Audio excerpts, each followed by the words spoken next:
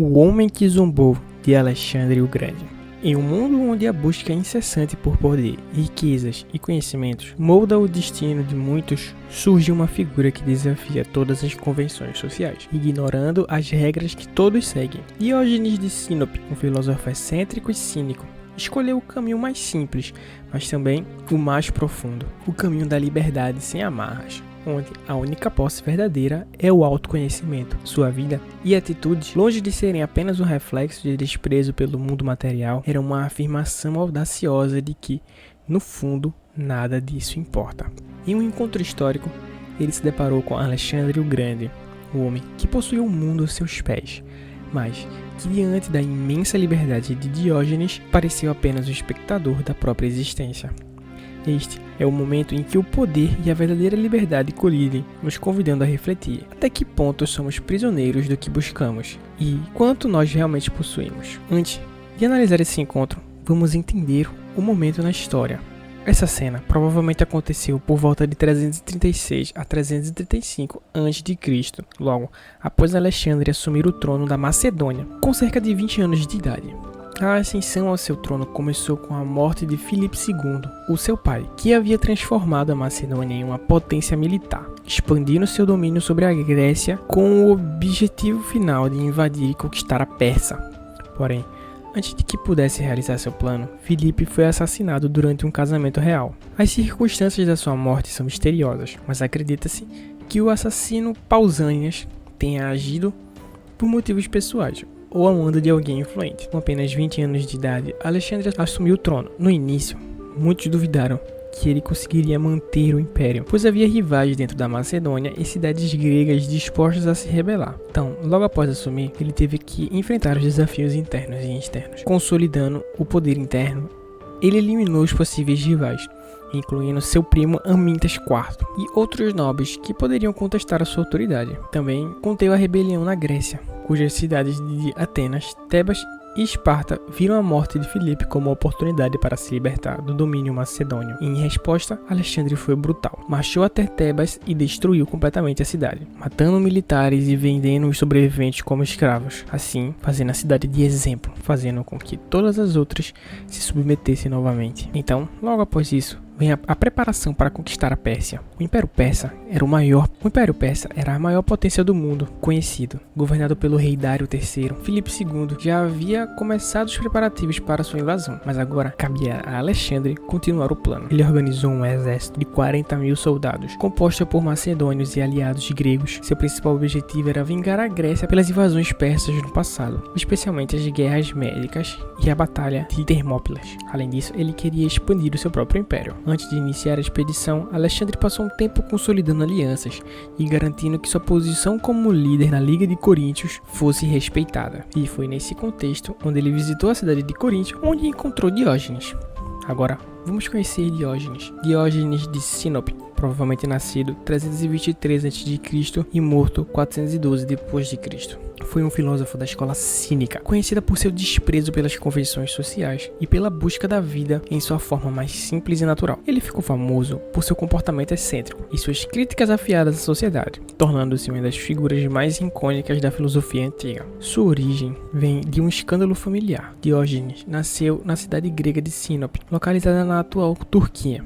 Seu pai, Isesias, era um banqueiro que trabalhava com cunhagem de moedas. Uma das primeiras histórias de Diógenes envolve esse escândalo familiar, que foi financeiro. Ele e seu pai teriam sido acusados de adulterar moedas, falsificando dinheiro. E há duas versões do que acontece depois. Uma delas, Diógenes fugiu para Atenas para evitar punição, e na outra, ele foi exilado. Seja qual for a verdade, esse foi o início da sua vida como forasteiro. Ao chegar em Atenas, Diógenes começou a seguir os ensinamentos de Antístenes, um discípulo de Sócrates e fundador do cinismo. Essa escola de pensamento rejeitava a busca por riquezas, status e prazeres materiais, pregando uma vida de autossuficiência e desprendimento absoluto. Diógenes levou os princípios aos extremos, abandonou seus bens materiais e passou a viver como mendigo nas ruas de Atenas. Dormia em um barril em vez de uma casa, pois acreditava que qualquer abrigo era um luxo desnecessário. Costumava andar pelas ruas durante o dia com uma lanterna, dizendo: "Procuro um homem honesto."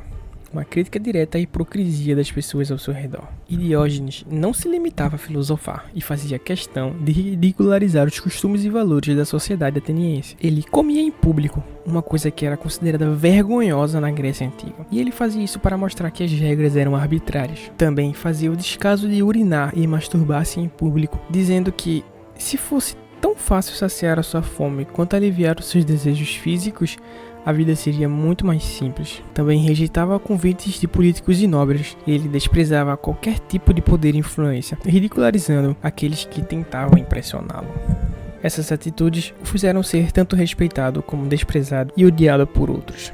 Após passar anos em Atenas, Diógenes se mudou para Corinto, onde viveu até a sua morte. Ele continuou sendo um crítico feroz da sociedade, vivendo na pobreza extrema e chamando a si mesmo de cachorro, um apelido que deu origem ao nome da escola cinismo, que vem da palavra grega kinos, que significa cão. Em Corinto, ele se tornou uma figura conhecida, especialmente entre os jovens filósofos que admiravam seu estilo de vida. Foi lá que, por volta de 335 a.C., aconteceu seu famoso encontro com Alexandre o Grande, o Encontro. O sol brilhava alto sobre Corinto.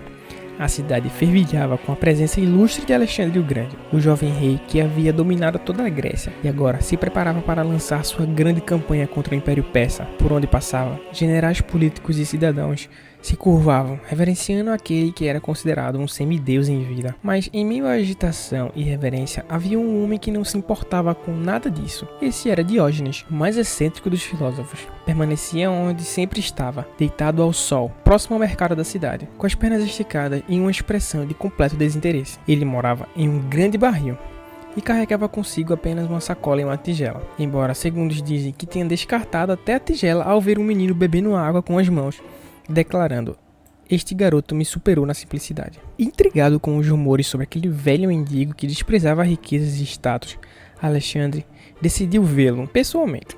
Afinal, se havia alguém que não se impressionava com sua grandeza, esse alguém merecia a sua atenção. Acompanhado por um grupo de soldados e nobres, Alexandre se aproximou de Diógenes, que não se levantou, não se curvou e sequer olhou para ele. Ele permaneceu ali, imóvel, banhando-se na luz do sol, como se ninguém houvesse chegado. Um silêncio desconfortável pairou no ar. Nenhum homem ousaria ignorar o rei daquele modo.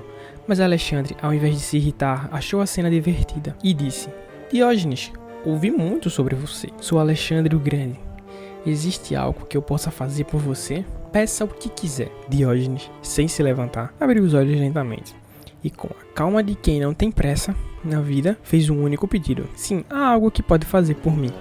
Dê um passo para o lado. "Você está bloqueando o meu sol." O silêncio ficou ainda mais pesado. Os soldados olharam um para os outros, esperando a reação de fúria de Alexandre. Nunca um rei havia sido tratado com tamanho desprezo, mas, para a surpresa de todos, Alexandre sorriu e ficou algum tempo observando aquele velho de barba desgrenhada, coberto de poeira, que possuía absolutamente nada.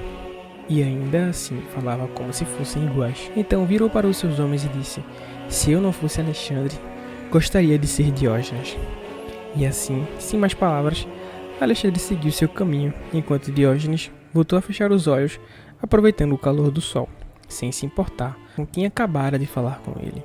Diógenes era um rei sem trono, um conquistador sem exércitos e um filósofo sem livros. Ele vagava pelas ruas como um cão errante, desdenhando do ouro e do poder, pois sabia o que poucos ousam admitir: nada disso tem importância real. Enquanto Alexandre almejava dominar o mundo, Diógenes já havia dominado a única coisa que realmente podia possuir: a si mesmo. Ele não buscava nada além do instante presente, na simplicidade absurda de existir sem justificativas. Sua vida era uma afronta ao significado, uma piada cósmica contada à sociedade que, em sua pressa por acumular, esquecia da simplicidade de ser. E não há nada mais perturbador para a estrutura da realidade do que um homem que não quer nada, que não pode ser comprado, seduzido ou ameaçado. Ele não se curvava porque nada lhe pesava sobre os ombros. Ele ria porque sabia que a vida é um teatro, onde todos fingem que seus papéis são importantes.